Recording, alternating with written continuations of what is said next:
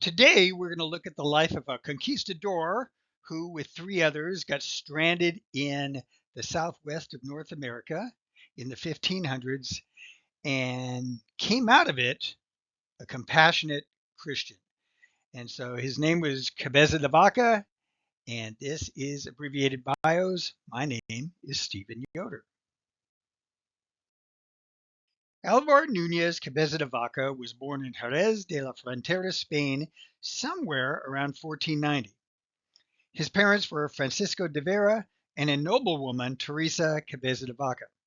He took the name Cabeza de Vaca to identify with his relative, Martin Alhaja, who was given the name after marking the route of the king's army with a cow skull in 1272. I suppose there are worse names to be given. Nunez was trained for a military career. He served as a page and then chamberlain for the third Duke of Medina Sidonia beginning in 1503. He was wounded in the 1512 Battle of Ravenna during the Italian Wars.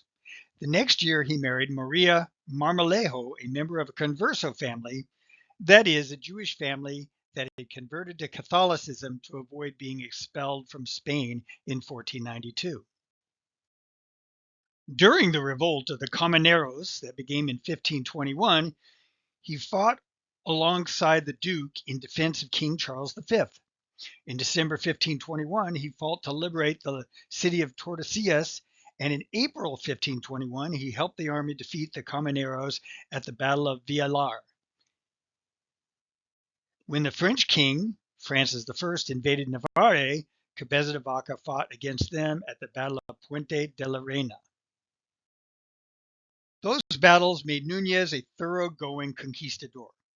In 1527, he was appointed the royal treasurer and second in command to Panfilo de Narvaez in his expedition to settle Florida, which his time as a chamberlain made him well qualified to do. You've never heard of Narvaez? That's because he was the loser conquistador. He always seemed like he was jinxed. He tried to overthrow Cortez and lost his eye. He did not lead his men to victory in this expedition. He led them to early graves. If there was a bad decision to be made, Narvaez would make it. Alvar disagreed with Narvaez throughout the time they were associated. The expedition seemed jinxed from the beginning. In October 1527, Cabeza de Vaca was ashore in Cuba negotiating for supplies when a hurricane hit, killing 60 men and 20 horses. Nunez had to overwinter in Cuba before taking his two ships to rejoin Narvaez and the other three ships. In April of 1528, Narvaez landed at Florida around what is now called Tampa, met some friendly Indians, and saw among them a golden trinket.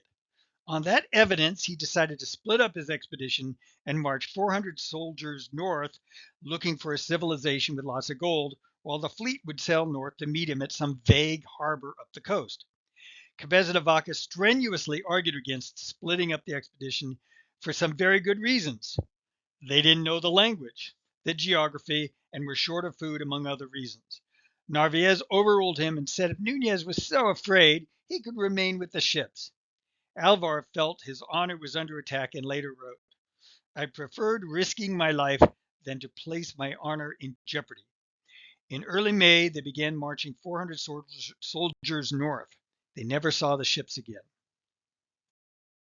5 months later, the starving soldiers made it to the Indian town of Apalachee in September 1528. The hungry soldiers stole food since most of the warriors were away. This did not please the Indians.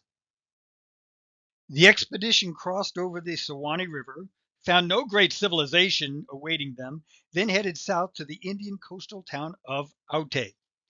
As they headed there, they were attacked by the Timucuas Indians, whom they stole the food from, and who had arrows that would go right through the Spanish chainmail. Arriving at the coast, there were no ships awaiting them. Narvaez ordered his men to construct crude boats to sail along the Gulf of Mexico coast. They were starving and had to kill one of their horses every 3 days in order to feed those constructing the boats. They sailed and hugged the coast, constantly losing men from Indian attacks until they passed the Mississippi River. Cabeza de Vaca's boat couldn't keep up with Narvaez, who stated, "It is no longer time for one man to rule another, that each one should do whatever seemed best to him to save his own life." Narvaez and his crew abandoned the rest. He would be lost at sea. Cabeza de Vaca, left with 2 boats and 80 men, continued west until they were thrown ashore at an island near Galveston. The 15 survivors were dispersed among the many tribes, and eventually Nunez and 3 others ended up as slaves with the Avavares tribe in 1534. This was a very poor tribe living in harsh conditions. As Cabeza de Vaca described it, "We went naked in that land, and since we were unaccustomed to that, in the matter of serpents, we cast our skin 2 times each year. The sun and air made great sores in our chests and backs, which pained us so much because of the large, heavy loads which we carried. Often, after we brought wood from the thickets, blood ran from our bodies in different places." The tribe did not have much food to spare for its slaves. "Sometimes the Indians would order me to scrape and soften hides, and the greatest good fortune that I had there was the day in which they gave me something to scrape, because I scraped very much, and I used to eat those scrapings, and they would sustain me for 2 or 3 days." Eventually, Nunez and his 3 friends, named Castillo, Dorantes, and Estevanico, escaped and began to migrate west. As they visited a friendly tribe, some in the tribe complained of headaches. Cabeza and his friends laid hands on them and prayed for them. The headaches went away. They became known as medicine men. Cabeza de Vaca even performed the first recorded surgery in the New World on an injured Indian. He lived. In fact, all of their patients lived. Cabeza de Vaca gave all the credit to God for their success. The 4 men journeyed west, passing through a myriad of tribes, trading with them and healing. They began to pick up a following among the Indians. Eventually, hundreds of Indians followed them. Wherever they went, peace broke out among the tribes. The men began telling the Indians they met about Jesus Christ. Nunez saw the Indians as intelligent. He thought if the language problem could be solved, that all the Indians might become Christians. They continued west, hugging the coastline, trying to get to northern Mexico to find Spanish settlements. The ragged bunch met up with a group of slave hunters in 1536. The Indians didn't believe their 4 friends, and the Spanish who met them were the same people. Cabeza de Vaca reported that the slave hunters made their interpreter tell the Indians that we were like themselves, and that we had been lost a long time ago, and that we were people of no account, and that they were lords of the land, who had to be obeyed and served. But all this that was said to them the Indians reckoned as little or nothing. In conversing among themselves, they said the Christians lied, because we came from where the sun rises and they whence it sets, that we healed the sick while they killed the sound, and we were not covetous of anything, but at once all that was given to us we gave away and remained with nothing, while the others had no aim but to rob everything they found and never give anything to anyone. Cabeza and his friends had been lost in America for 8 years. Sometime between 1536 and 1541, Nunez, at the request of Spanish authorities, wrote Relacion about his experiences in the Southwest. From his account, we have a view of Indian tribes before European influence. For some of the tribes, this is our only record of them. In 1540, Cabeza was appointed governor of the Rio de la Plata colony in South America. In 1544, Nunez was arrested for being too nice to the Indians.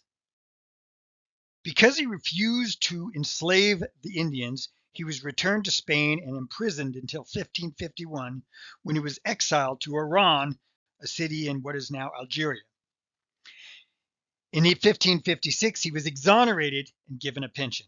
He died in Seville, Spain, around 1560. Alvar Nunez Cabeza de Vaca started out as a conquistador, looking down on the Indians. He then became a slave to the Indians. Finally, he became a trader, healer, peacemaker, and evangelist to the Indians. As an equal, he wrote the first book in North America about the people of North America. Thank you for listening to Abbreviated Bios.